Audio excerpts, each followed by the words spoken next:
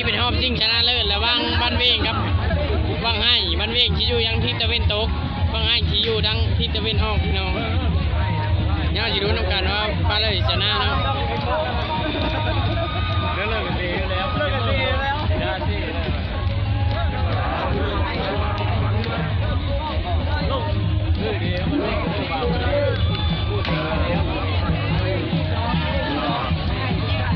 วมันเบ่งทีนึงนะ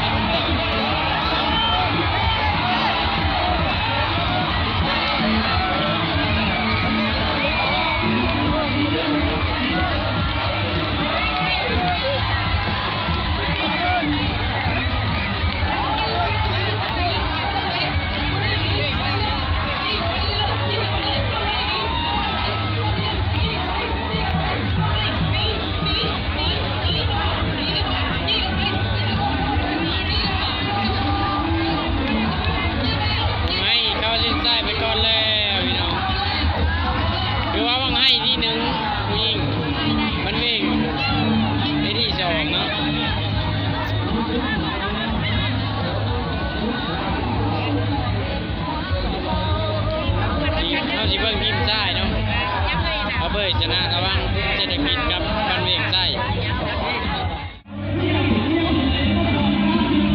ออกซิ่งชนะเลิศตอนนี้พี่น้องบ้านเวงกับกลุ่มเศรษฐกิจไปที่ชนะเนาะตอนนี้กำลังเทปโอเฮอร์อยู่ผู้เล่นสีได้ขันไปก้องปีนี้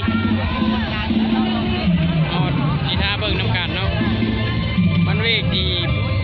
เป็นชุดสีดำอยู่ดังตะเวนตก